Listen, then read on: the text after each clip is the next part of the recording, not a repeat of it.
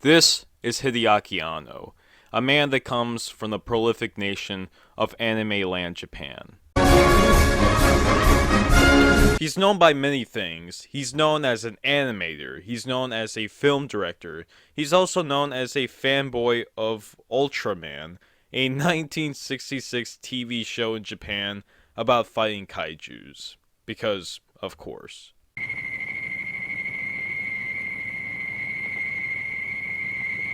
Obviously, he's gotten a lot of recognition, and for good reason. He's made some pretty good stuff over the years. But how did it all started, and how did it all went?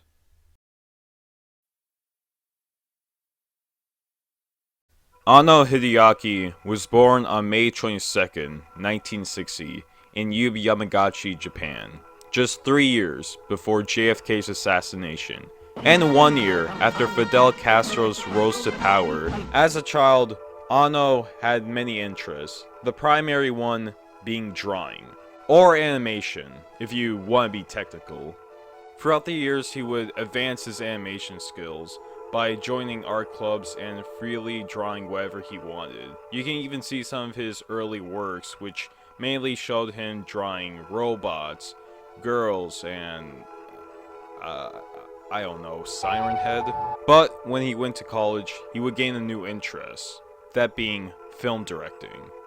Not exactly something to replace his animation skills, rather just to add on to his already incredible animation.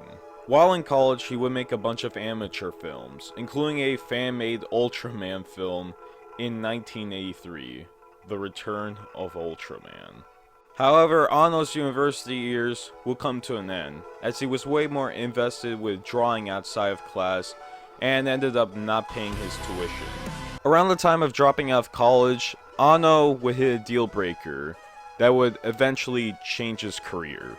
Studio Ghibli, an animation studio famous for all these films, and this guy, Miyazaki Hayao, are starting to make their new film, Nausicaa, Valley of the Wind. However, there's a problem. There's not enough animators. They put a call out for someone to come and help them animate some of the more complicated scenes.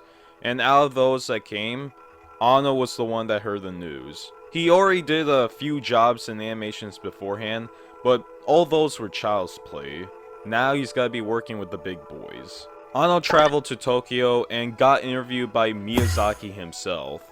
During the interview process, Anno laid out a bunch of drawings that he had worked on before, and Miyazaki was impressed by them. As a result, Anno was hired as an animator for Nausicaa, Valley of the Wind.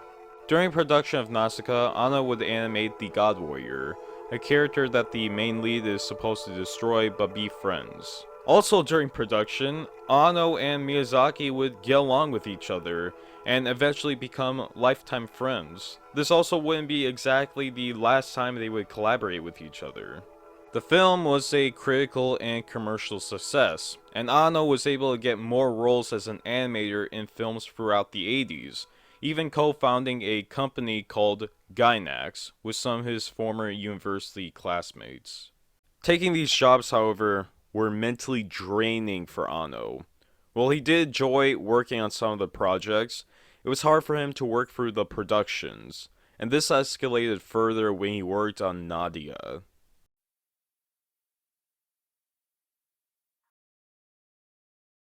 Nadia Secrets of the Blue Water was a series Anno directed from 1990 to 1991. There's nothing inherently wrong with this series, but the problem stems from its effect on Anno's mentality. From the exhaustion of overworking and having little creative freedom in the process, Anno was practically being dragged throughout this entire production. And worse was the timing. A little historical background. Japan during the 90s and early 2000s was known as the Lost Decades. This was due to a recession and economic stagnation caused by a crashing stock market and debt crisis. It was a total shit show. As land prices dropped, unemployment rates rises, especially towards the younger generation when compared to the older gen. And instead of finding jobs, as there were none in sight, they became shut-ins with no opportunity, also known as hikimores. She showed us the room her son never leaves. It used to be the family kitchen. She was nervous. We said her neighbors will never see this film, but she still didn't want to give her son's name. He uses a toilet adjacent to the kitchen, and his mother brings him food. He never sees his father or younger brother and sister. It can't be stated if Anno was directly affected by the stagnation. However, its conditions had affected the workplace environment in Japan, and there are also instances where Anno would bring up the economy. At this point, Anno was going through depression. He would try to work on a bunch of other projects. However, his experience with Nadia was too much for him to put any passion into his work, and a lot of the projects would fall apart, something that was way beyond his control. The anime industry at this time was also falling apart, as there doesn't seem to be an original and coherent series anywhere in sight, and unfortunately, Anno was in between it all. It was overwhelming, to say the least. Later, he would get a call with Toshimichi Uzuki, a producer involved in animated series. The two agreed that there needs to be something original, something creative, and something new to the anime industry. That's when Uzuki told Anno, "Bring me something, anything, and I'll make sure it gets greenlit." This is when Anno created his most well-known property, the game changer to the industry, his magnum opus, Neon Genesis Evangelion.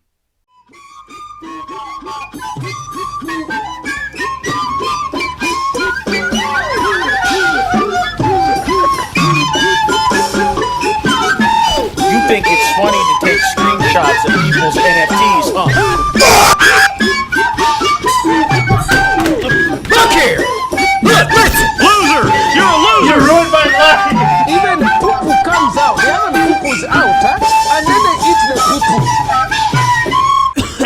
Anyways, Neon Genesis Evangelion follows Ikari Shinji, a young and troubled introverted fellow who is called by his father to Tokyo 3, don't ask what happened in Tokyo 2, who is forced to pilot a giant Gundam, except it's not actually called a Gundam, it's called an Evangelion, so that he can fight a bunch of aliens known as angels.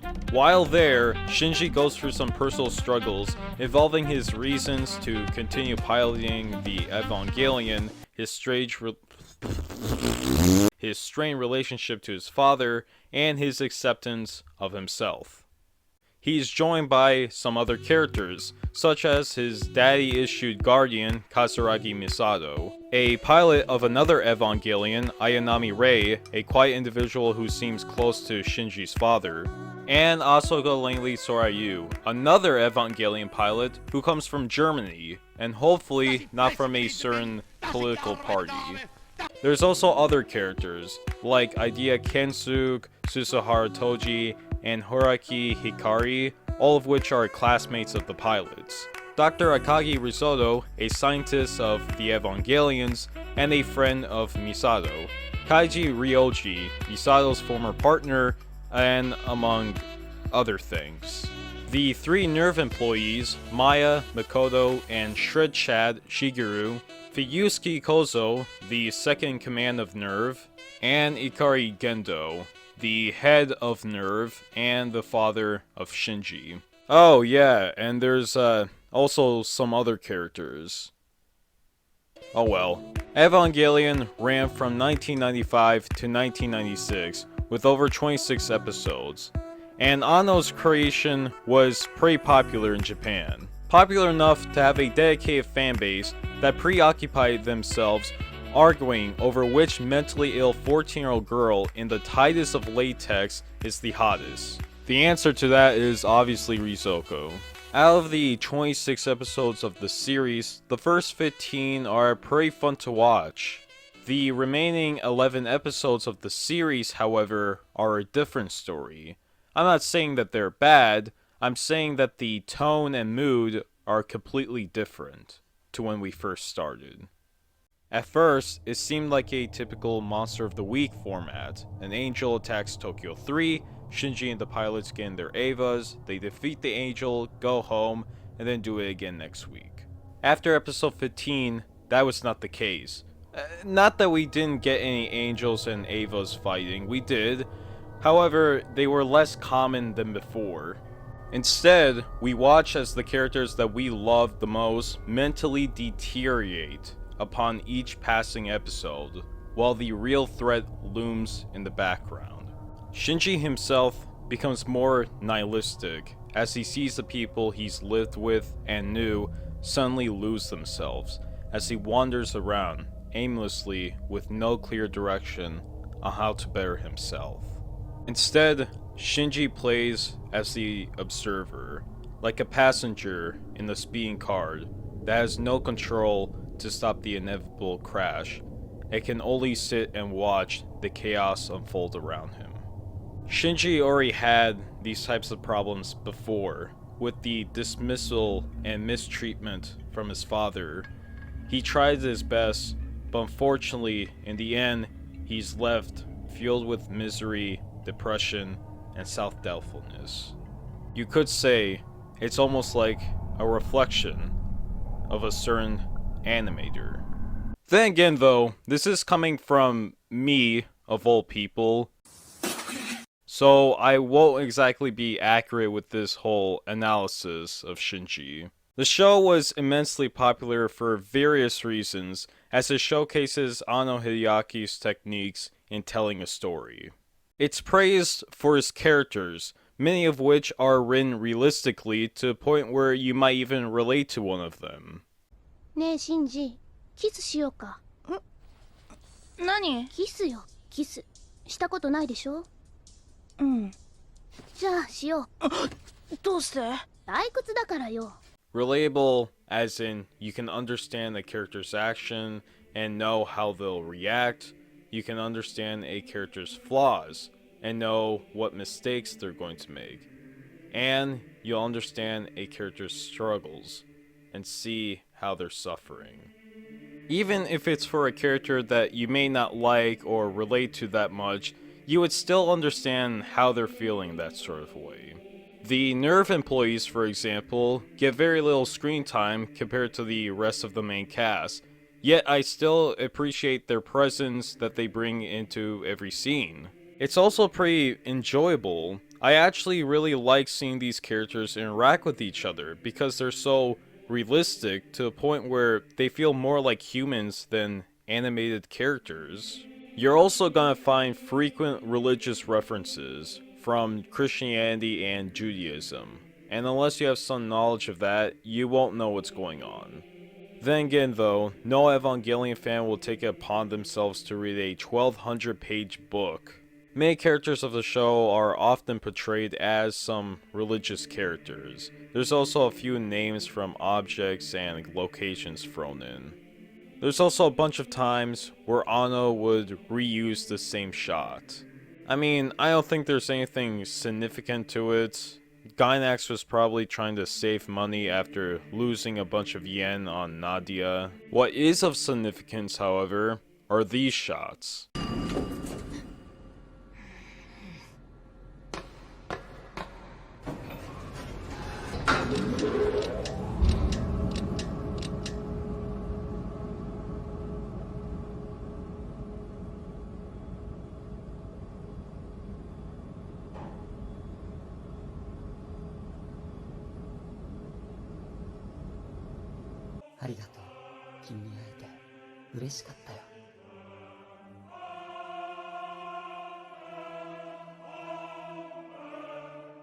These shots stay like this for almost a full minute, and yet you're on the edge of your seat for the entire time, anticipating for something to happen.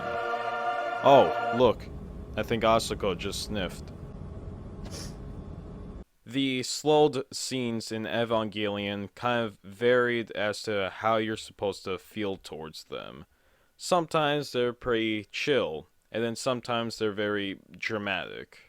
So, mixing an original story consisting of complex characters that desperately need therapy, religious references that can amount to symbolism, perfectly slow-paced scenes, and a barrage of action scenes would lead to a satisfying conclusion, right? Well, no. I mean, nowadays people like the original ending of the series, even I do, but back then people were pretty pissed about it. The response to the episode was so bad that a couple of dickheads sent Anno death threats and plotting to kill him. It was stressful enough for Anno considering that Evangelion was pretty huge back then in Japan, and it still is, but with the amount of death threats coming in, it pushed him to the brink, and it almost made him attempt suicide. Fortunately, Anno stopped himself before committing any harm, and instead, he went in and developed the official ending, the new ending, the end of Evangelion. He said it! He said it! End of Evangelion is a 1997 film, and yes, based on the title, it was the ending of the original series. The only differences is that End of Evangelion is a lot more insane and experimental than its television show counterpart.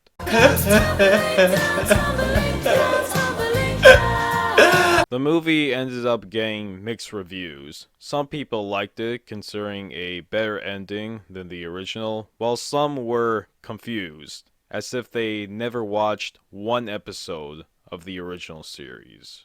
Over time, though, the film would be analyzed further and gain a following.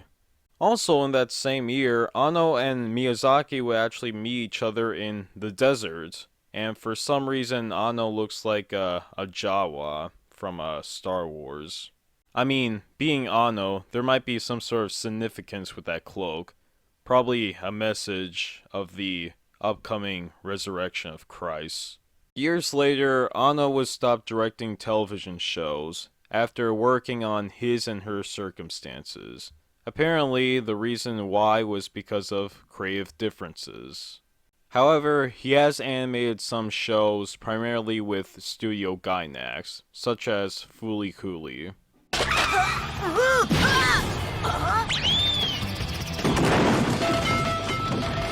To sum it up, it's about this woman named Haruko that's going around with this kid named Naota, who has robots coming out of his forehead.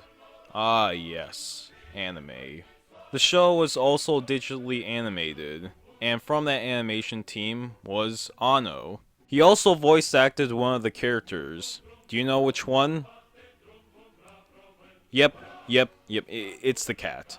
It's the cat. And while Anno isn't on the directing team, you can still see references and callbacks to his body of work. He would also end up voice acting the main character of The Wind Rises, a 2013 Studio Ghibli film by Miyazaki Hayao. That's kind of unexpected. As far as his filmography goes, in 1998, following End of Evangelion, Hideaki Anno would make Love and Pop, an experimental film. And in 2004, Anno would make Cutie Honey, a Tatsusatsu film, and an adaptation of the 1970s manga. I'll be honest, I never seen this. However, what I have seen was the rebuild of Evangelion. It's a reboot upon the original series. Anno even had to leave a Gainax so that way he can start his own studio, Studio Kara. Anno and the studio would then work on the rebuild of Evangelion, releasing the first movie, Evangelion 1.0, on 2007, Evangelion 2.0 on 2009, Evangelion 3.0 on 2012, and Evangelion Thrice Upon a Time in 2021, serving as the final installment of the franchise. Between the gap of Evangelion 3.0 and Evangelion Thrice Upon a Time, Anno directed Shin Godzilla, yet another Godzilla movie. I don't really see the Godzilla films to be very entertaining. I think they're all the same, to be quite honest. But this one was a lot more chaotic.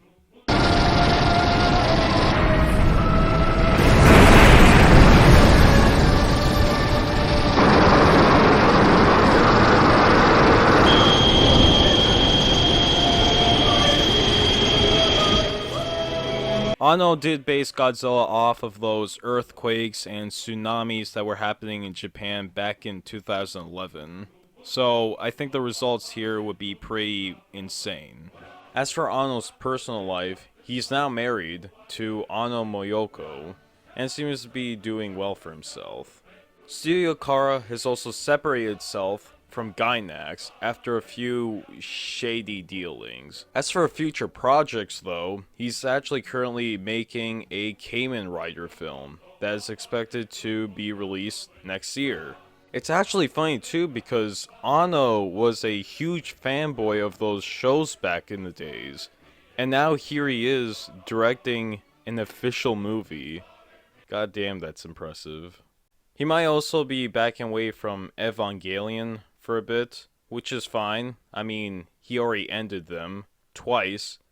The only difference is the mood in which he ended them on. In conclusion, Anno Hideaki is a game-changing animator. He adopted an overused genre like mecha anime and gave it life again. He puts in wonderful characters, ahead of the time animation, a creative story, calm pacing, and overall a complex look in human psychology, escapism, and so on. There's a lot that you can make out with Anno's work, and there's more than just one. He's even influenced other artists, like Wes Anderson. And yes, he's gone through so many terrible things in his life. 自分が作ったアニメは好きですか？まあ好きといえば好きですけど、結構嫌いなところもあります。嫌いなところはどんなところですか？自分が出てるところ。I really hope he's doing alright today. He really doesn't deserve to go through all those terrible experiences again. And with someone like Anno Hideaki, I'll be awaiting anything that he ends up making. Until next time. Also, dislike the video.